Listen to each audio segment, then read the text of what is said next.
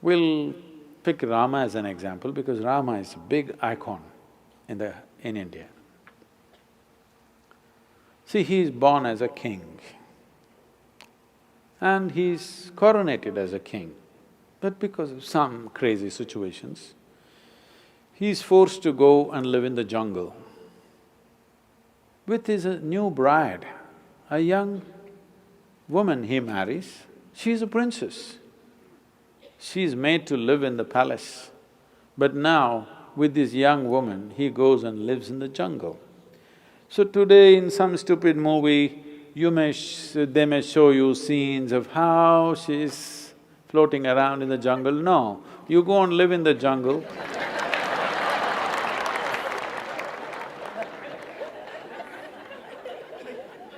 However pretty you think you are right now, 1 month you go live in the jungle, we can't recognize you after that. So this princess, forced to live in the jungle, and fortunately his brother follows him, knowing the difficulties that they may face. He leaves his own family, goes there to serve his brother and his sister-in-law. I was touring Andhra Pradesh just 10 days ago, 15 days ago. I'm in a small town. One 14-year-old schoolgirl stands up and says, "Sadhguru, how is it possible that Sita gets kidnapped and taken to Sri Lanka and Rama walks all the way from Ayodhya to Sri Lanka? How is it possible? Is it true?" Then I asked her, "See, you're still a young girl, one day you will find a man. When you find a man, would you like to find a man that if you get lost somewhere, he will walk all the way? Or he thinks it's not practical?"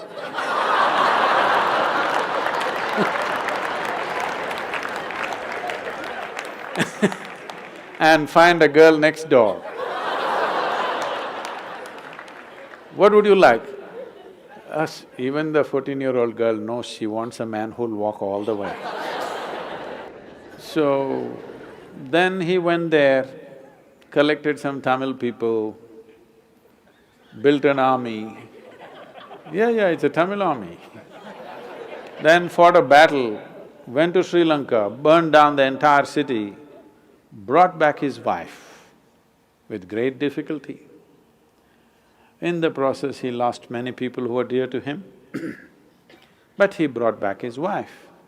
But political pressure became so much, he had to put her through kind of a fire test, whatever, of the day. Then he made her his queen and started ruling the nation. Again, some political situations forced him. She was pregnant. At that time, he had to again send her back to the jungle. No sonogram.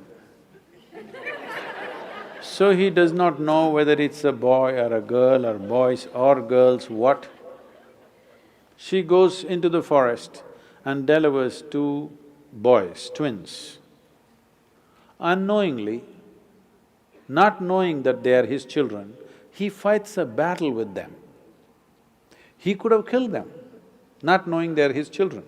If you somehow, so happened by accident, you killed your own children, can't be a worse tragedy in your life, isn't it? Terrible thing to do. He almost got close to it, he almost killed them, but fortunately they did not die in the battle. And then she died in the jungle, never again saw his face. You call this a successful life? I'm asking you, you call this a successful life? No.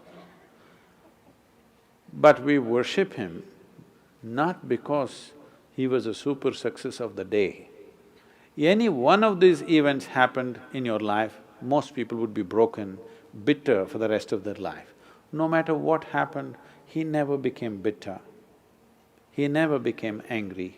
He never became hateful. He took all the action that he had to take. He fought battles, but never got angry, never became hateful, never became bitter in his life. Though what life threw at him was one tragedy after another, he remained above it. And we worship that because essentially, essentially in your life, this is all it is. What the world will throw at you, it is not 100% your choice. To some extent we can control, that's about it.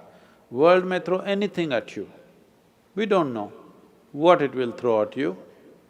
It may throw disease at you, it may throw death at you, it may throw bullets at you, it may throw shame at you, it may throw all kinds of things. But what you make out of it is 100% yours. Now, this one thing, if you take charge, no matter what world throws at you, you will turn it into your well-being. Then, where you go, what kind of situations you live, whether you go to heaven or hell, doesn't matter because whatever is thrown at you, you know you will turn it into well-being.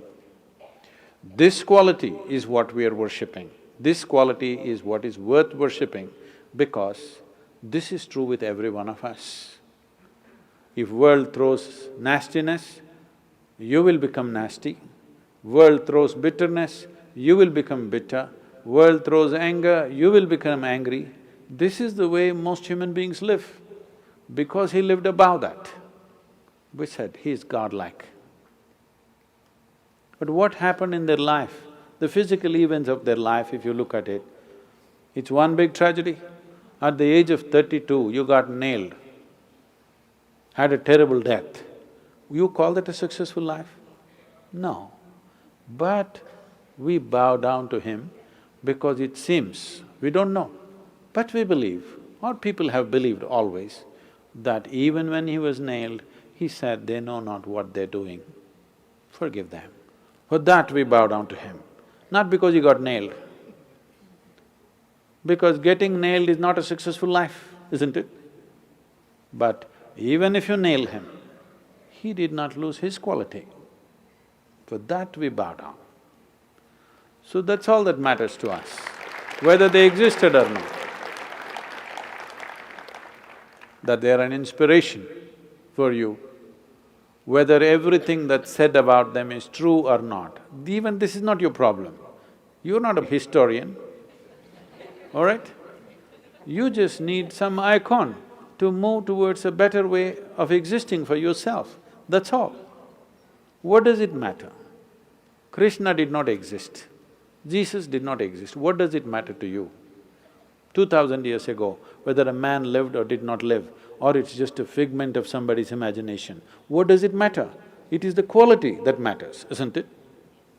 We recognize these qualities as great qualities, in some way trying to emulate them to whatever extent one can. That's what we're looking at.